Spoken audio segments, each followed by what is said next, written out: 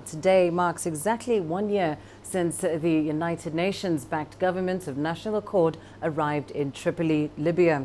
But what has it achieved in the past year? CGTN's Clementine Logan takes a look back at some of the highs and lows.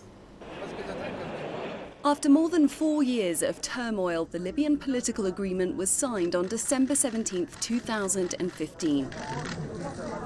The landmark peace plan was welcomed by the international community. It saw the formation of an interim government of national accord and presidency council headed by Prime Minister Fayez al-Sarraj.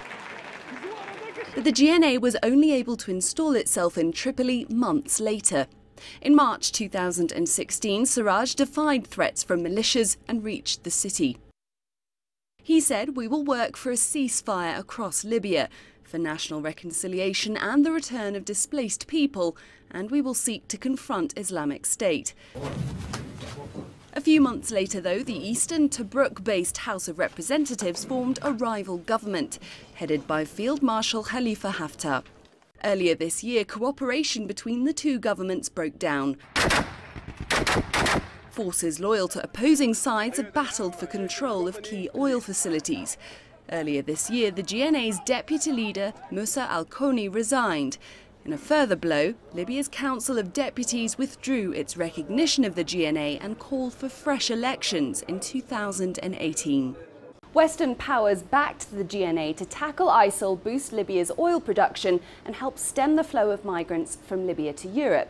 So a year on, how do things stand? Well, Libyan forces, backed by American air power and Western special operations, have retaken the coastal city of Sirte from ISIL.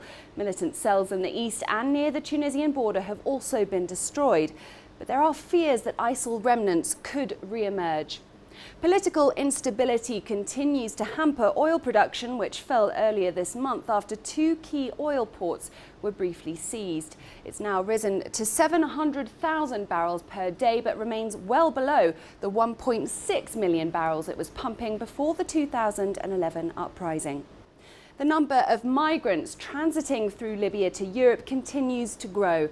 The number of arrivals to Italy in particular has swelled as smugglers and migrants rush to beat policies clamping down on EU entry.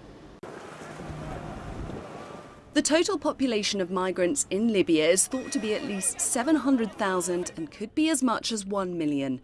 Most come from Egypt, Niger, Sudan, Nigeria, Bangladesh, Syria and Mali. In 2016, there were more than 180,000 illegal border crossings into Europe on the central Mediterranean route from Libya to Italy, and similar figures are expected this year. More than 10,000 migrants have already arrived in Italy and have been over 326 deaths on the route. Clementine Logan, CGTN. Well, let's bring you some analysis on this story now. We're joined from Cairo by Sameh Rashid, a researcher at the Ahram Center for Political and Strategic Studies. Sameh, thank you so much for your time. 1 year on with the Government of National Unity, what would you say are some of its major achievements? Well, I think there are some important achievements of that national accord government.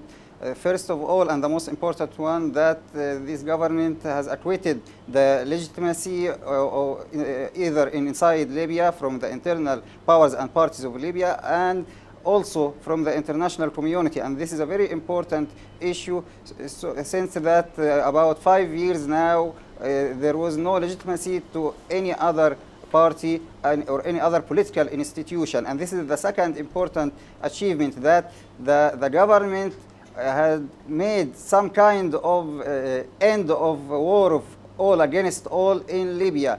Let's be frank, they had not managed to make an open and complete ceasefire across the Libya, but they managed to end the war of all against all. Third one, now we have a political institution, we have a form of some kind of institution that present Libya even inside and or outside, especially in the regional and international era. So I think it did not complete its mission. It has some challenges, of course, but it's very important that we should have about 5 years before, we should have had an institution, a political institution, a governmental conformation to deal with, even from inside parties or the other parties outside Libya. And as you say, Sameh, it's a job far from complete. And of course, it's a government of national unity that started its job amidst multiple crises.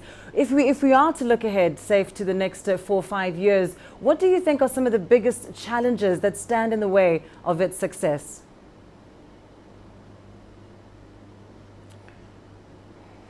First of all, and the most difficult challenge is to dominate, to make control on the ground. I mean that up till now the government is only a political institution, but it has no power arm. I mean military army, I mean some kind of security forces that already and formally belong and obligated to this government. Up till now, they have some problems with General Khalifa Haftar. He refused to obey under the political institution, and this is the most, by the way, this is the most difficult and the most important issue that tackle till now a Sukhayrat agreement.